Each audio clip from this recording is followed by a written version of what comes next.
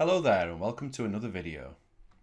What I want to try and do in this video is give you more of an in-depth overview of the node editor. Now I have actually tried to record this video about 3 times before, and each time I've kind of ended up getting myself confused, so I don't see how that could help me explain it to you guys. So I'm hoping that this time I'll be able to explain it in a bit more of a simpler way. So when it comes to the node editor, the way I like to think of it is that it's more of an extension of the connection editor. So if I just create a couple of nodes or create a couple of models, so let's just create a polygon sphere, we'll move that over there, and we will create a polygon cube. So we've got 2 objects here. If we just go to the general editor's connection editor, just so we can see this. So basically, this editor just allows you to connect one attribute to another. So one attribute drives another. So if I select the cube and click reload left, we get the attributes here that are going to drive another one. And we can open these up so that we can see each, the XYZ there. Now if I load the sphere into the right and open these up as well, what we can do is we can say the translate X maybe from the cube. I want the sphere to match that perfectly. So if I click on translate X on this side, because we're connecting the cube's translate X to the sphere's translate X, you'll see the sphere has popped back to exactly the same position as the cube.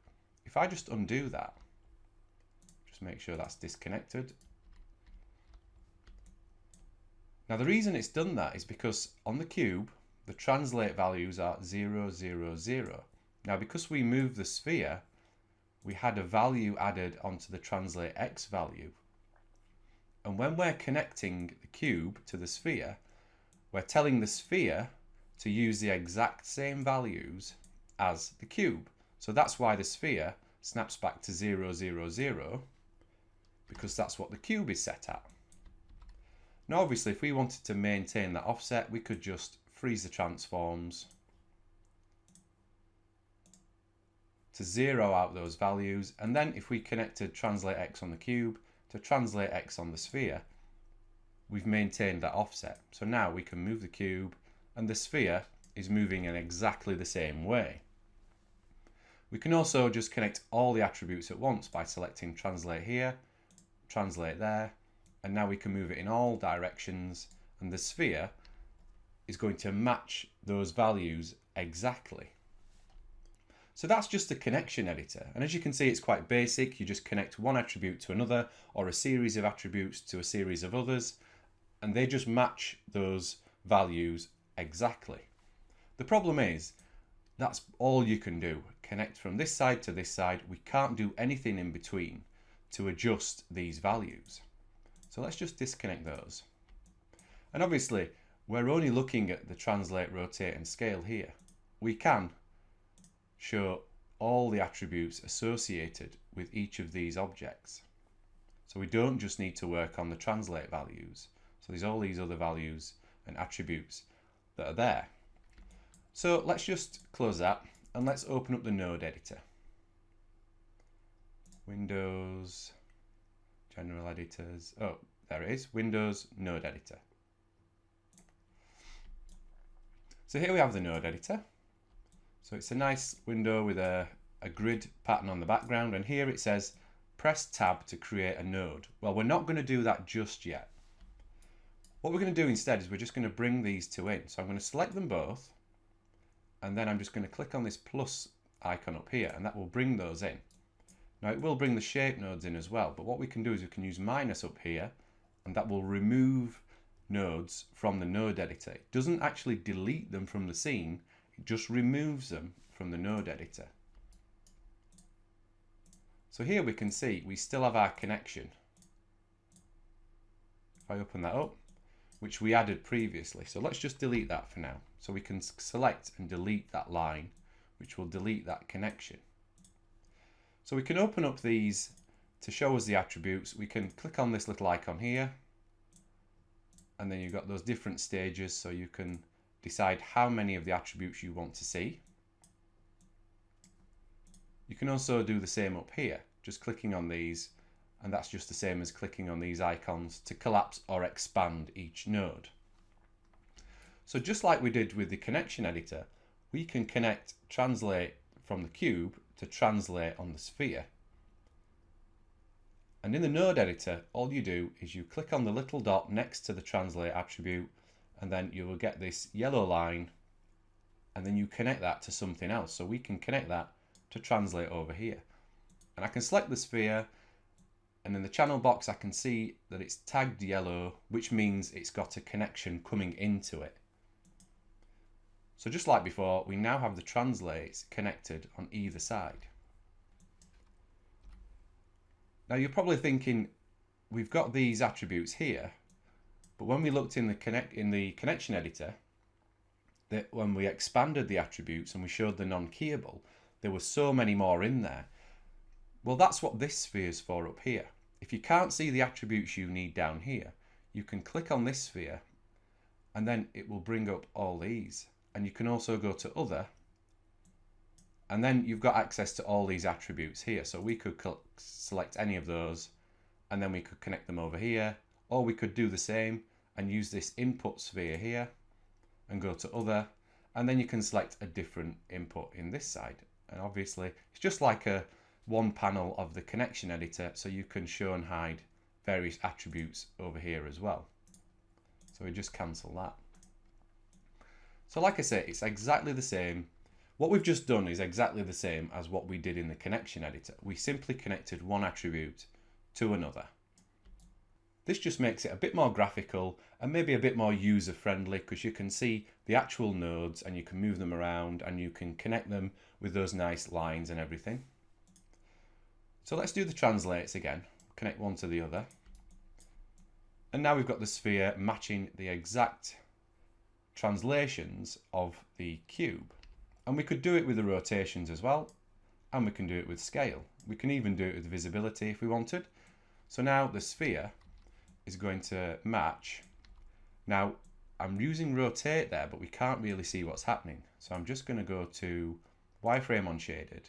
See, and now we can see that it's rotating as well. Now it's rotating over here. You see, we move the cube because we're rotating around its local pivot point. So as you can see, when I select it, the rotational axis is around the middle of the sphere here. So that's why we're getting that rotation. It's not rotating around the cube as you kind of would if you used a parent constraint. So there, we're just connecting those attributes. So you can connect them all like that, and we can just delete them all again. So let's go back to our translate. So yeah, like I said, exactly the same as a connection editor. You can connect one attribute to another or a series of attributes to others.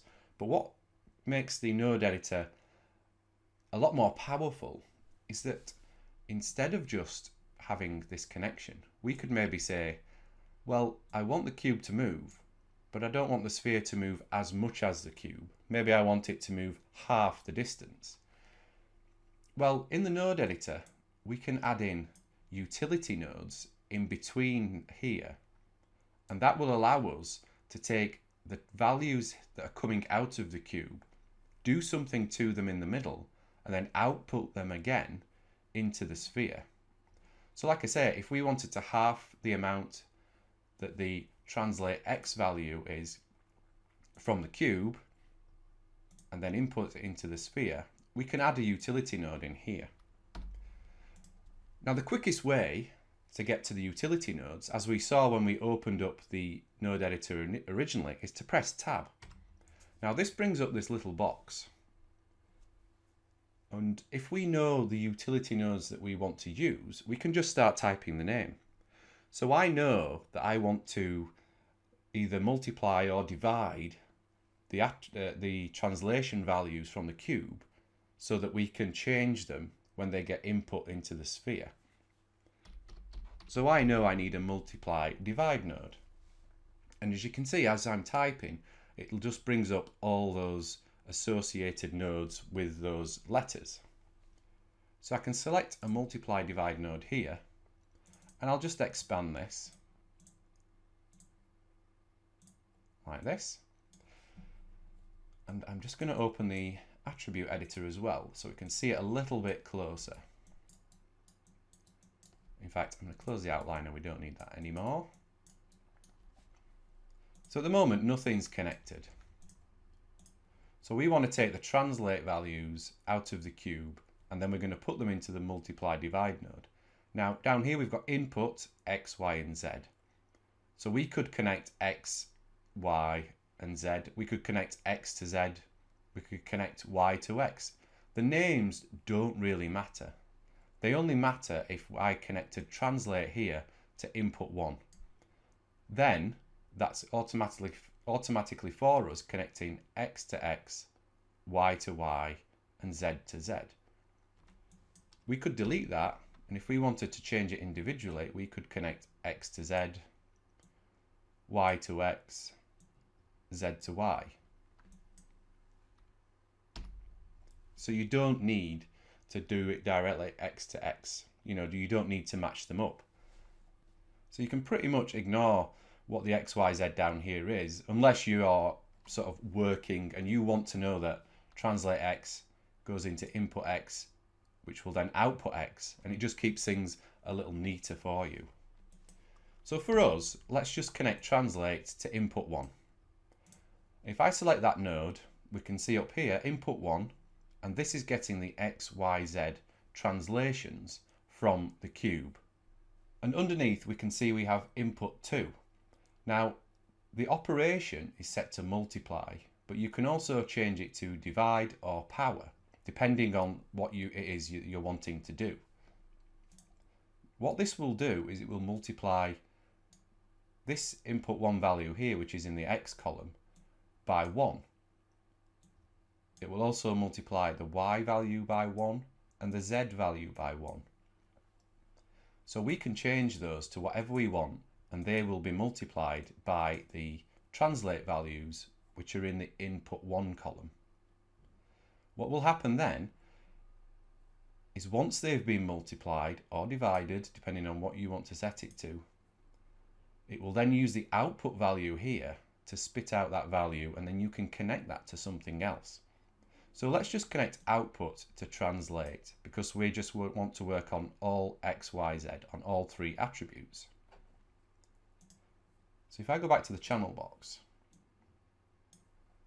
so at the moment, if I move this, we're getting exactly the same result, because we've basically said we want to connect it 1 for 1. So just like the connection editor. And that's because our multiply divide node is telling these values to be multiplied by 1 down here. But what we can do is I can say, well, I want that to only move half as much. So let's multiply it by 0.5. So now when I move this, you see the sphere is only moving half as much, because it's taking the translate values, multiplying them by 0.5 using this multiply divide node, and then outputting that into the sphere. So that's just an easy way of adjusting the amount one object is moving if it's being told to follow another. And like I say, you can choose various different operations. So if we set that to divide, you see now it's moving twice as much. We can then change it to power, and it's just shot off somewhere else because that value is obviously just far too high. So switch it back to multiply.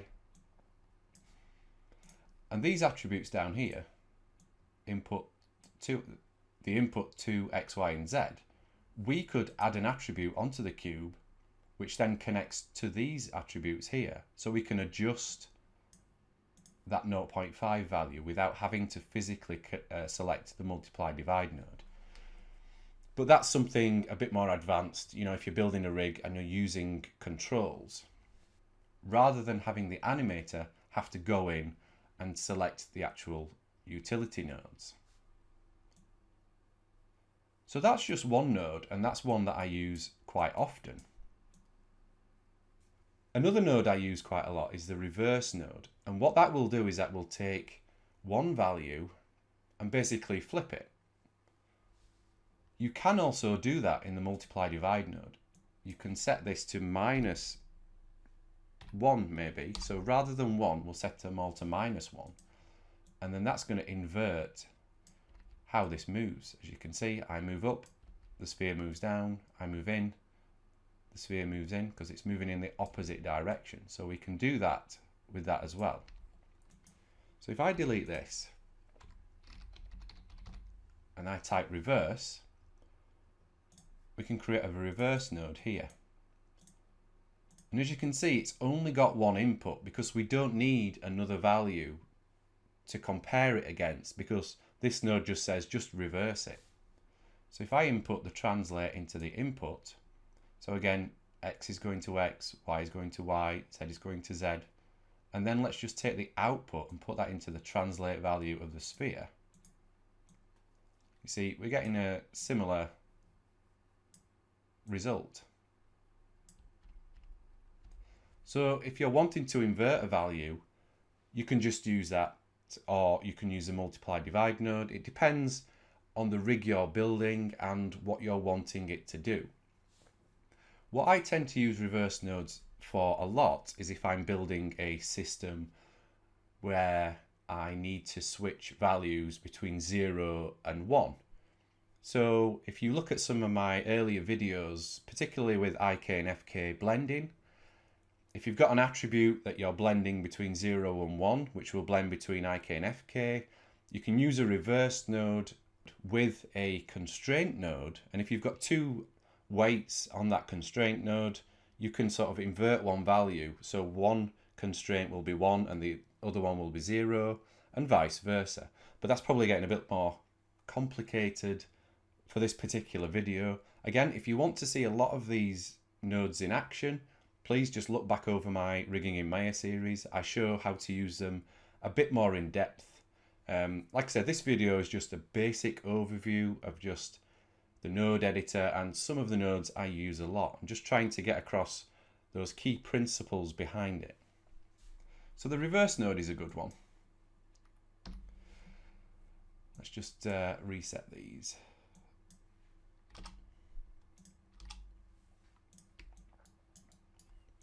So another node that I use a lot of is the condition node, and this is getting a little bit more sort of complicated now. So let's type in condition. Now there is a color condition, but I want the actual main condition node. So if we open this up, there's lots of attributes in here, so this can get a little bit confusing. So I'll try my best to explain it across to you as well.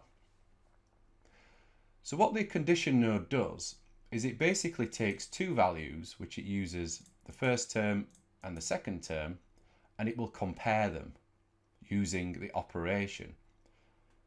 So in this case, the first term and second term, it will check if they're equal, and then it will do one of these values down here, which is true. If it's not equal, then it will output these values down here, which are false. So if I move down here, we can see lots of different operations. So we've got not equal, greater than, greater or equal, less than, or less or equal. So let's say we wanted to check if the first term is greater than the second term, then it does outputs the color if true value here. If it's not greater than the second term, then it will use the color if false value down here. And down here we have three attributes, just like everything else. And these are your X, Y, Z, and down here X, Y, Z. But if you look at the condition node itself, it calls it RGB, and down here RGB. Now that itself can be a little bit confusing, but you've just got to put that aside and kind of ignore the naming conventions. if we input the translate into color if false, for example, we're outputting X, Y, Z, and it's going to go into RGB, but it's going to think that that's X, Y, Z. So like I say, you have to sort of put aside the naming conventions because they can themselves be a little bit confusing. They're named like this because they're traditionally used more for building shading networks and things. So that's why a lot of the nodes will be referred to as RGB rather than XYZ. But like I say, just try and ignore that and put it to one side. And if I'm using something and I'm outputting XYZ values, in my head, I'm automatically converting RGB to XYZ. So that can be a bit confusing, but you've just got to sort of ignore it in a way. So let's get rid of this. So let's put this into practice. So let's say if I move this cube up, I want the sphere to move up as well. But if the cube moves down, I want the sphere to stay where it is. So we know we're working off the cube's translate y value. So that's the main attribute. So let's output translate y into first term. So now if I raise the cube, in the condition node, we're getting that translate y value here, which is 4.061. So what this is going to do is this is going to say if the first term is greater than the second term, which it is at the moment because it's +4, then we want to use this value here, or all three of these values, depending on what you're going to do. If I move this down, so now the first term is less than the second term, so it's going to output false because it's not true. You know, it's the opposite because it's less than. So what we can do now is we can say, well, we want the y value, we want the sphere to match the y value of the cube. So I know that if the first term is greater than the second term, then we want to use this value. So we want to use the y value of the cube. So I can connect this to colour if true R up here.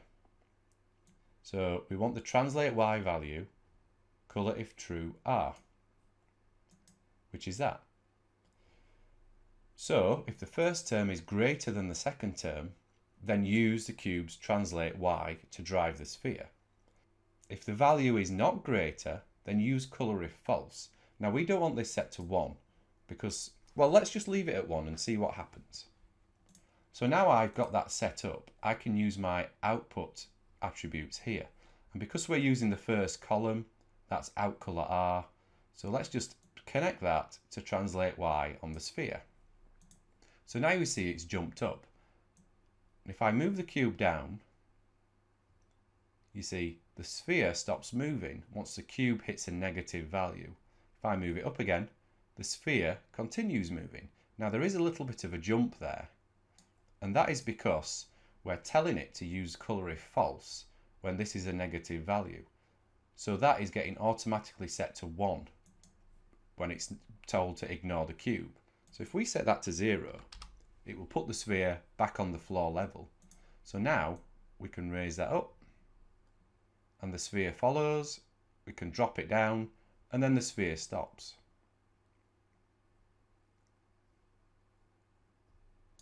So that's just a very basic overview of the condition node, and it's just really good for being able to check two values against each other, and then you do something depending on how those values differ.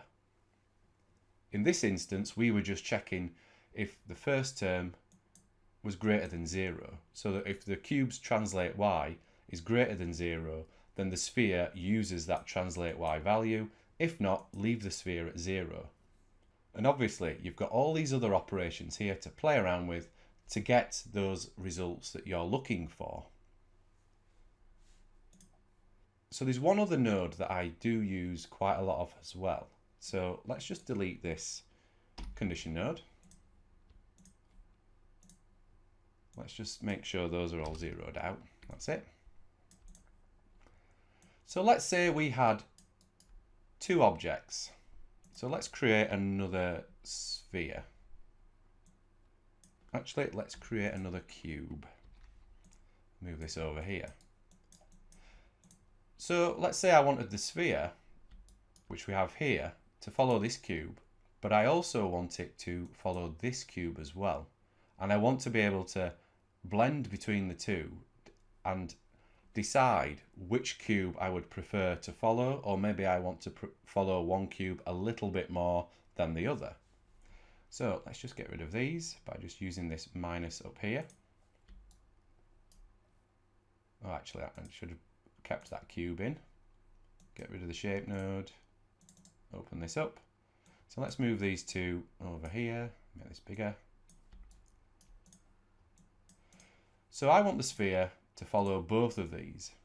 Now we could use a constraint, and use a parent constraint and constrain it between the two, and then rig up some sort of attribute which controls those weight values and blends between the two, maybe using a reverse node like I talked about earlier. But instead I'm going to use a blend colors node. So I'm going to type in blend. Now we have blend colors. So I'm going to open all these up. And again, there's lots to play around with here, but you're starting to see some familiarities between this and the other nodes. Again, we've got RGB instead of XYZ, and that's because this is, like I said, traditionally used for shaders, for working with RGB values, but we can also input translate XYZ values, well, anything XYZ values into any of these. So we want the sphere to match the values and go between the cubes. So it makes sense that we need to pipe in the translate values, and we've got color 1 and color 2.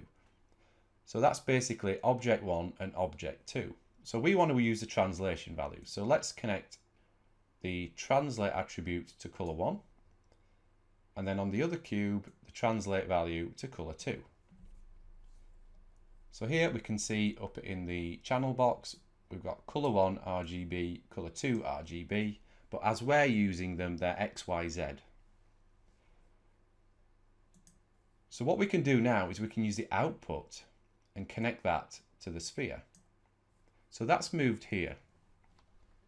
Now if I move these cubes around, you can see the sphere is following that cube, and it's also following that cube. And it's kind of moving halfway between either of them. And that's because if we go back to the blend colors node, the blender attribute is set to 0.5. So that is making sure that these values here, it's kind of going halfway between each value. So that's why we're getting half the movement. Now what we could do is set blender value to 1, and then that's just going to tell the sphere to only follow that cube. We can set the value to 0, and that's going to blend it back to color 2. So then it's not going to follow this cube, it will follow this cube. So we can then adjust that to any kind of value. So maybe we just want a slight influence from this cube with more of an influence from this one. And we can do the opposite and increase that. So we've got the opposite happening, a slight influence from this cube and more of an influence from this one.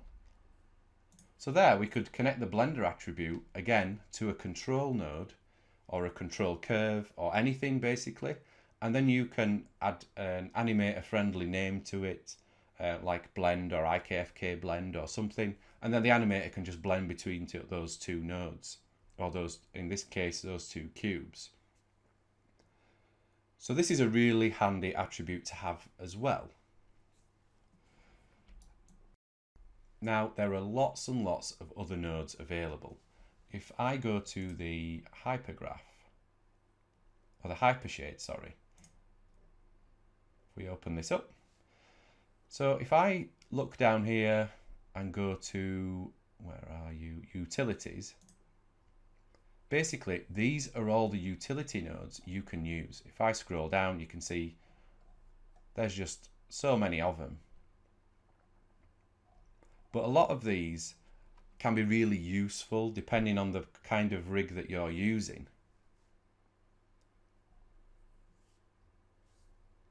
But I can understand why, looking at all these, you could feel, it can be quite intimidating just looking at these different nodes. To be honest, a lot of these, I'm not even sure what they do because I've never used them.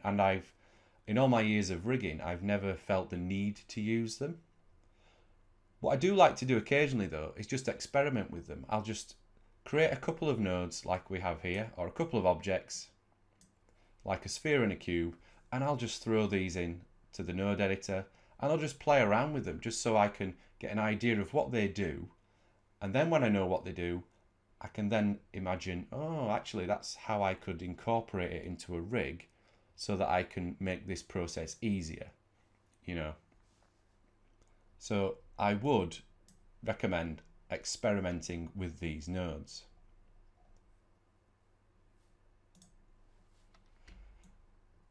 But the nodes that I've shown you so far are the key ones that I always use, and I think they're very important, and it's good to have a good idea of what each one of those does, just so that you can then, like I say, start thinking ahead to how you can incorporate them into your rigs. Now that is just a really basic overview of the node editor. I mean, obviously we've got lots of other things up here. We've got the menus, we've even got things like you can add in extra tabs if you want to keep these particular nodes in this window here so that you can get back to them quickly. You can create another tab and add another nodes in here. So there's extra little things like that. But with this video, I just wanted to keep it really to the basics and get the ideas behind how you use nodes. I don't want to start getting into more advanced areas where we describe what every one of these buttons does. Because to be honest, a lot of these I never use. So I don't see the point in explaining things that I don't use and just to make this video a bit longer.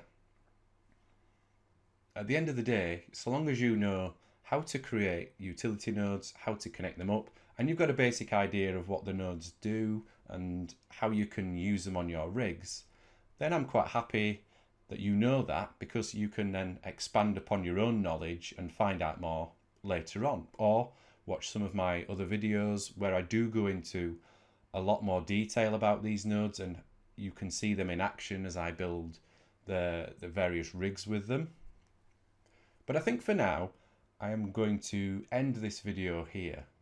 If there's something you're still not clear about, then please get in touch, or feel free to join my Facebook group, because I find it a lot easier to answer questions through that, because you can post pictures and videos and things. It's easier to visualize things than using, YouTube comments. They're quite restricted.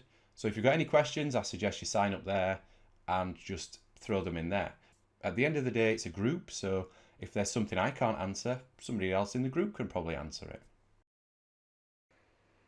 So, I hope you've enjoyed this video. If you have, please let me know in the comments below. Also, let me know if you have any questions and tell me what future videos you would like to see.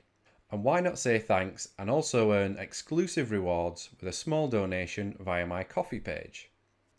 As always, remember to like this tutorial and subscribe to my channel. And remember to hit that bell icon so you're kept up to date with notifications on future videos and posts. This is antCGi signing off, and I will see you on the next one.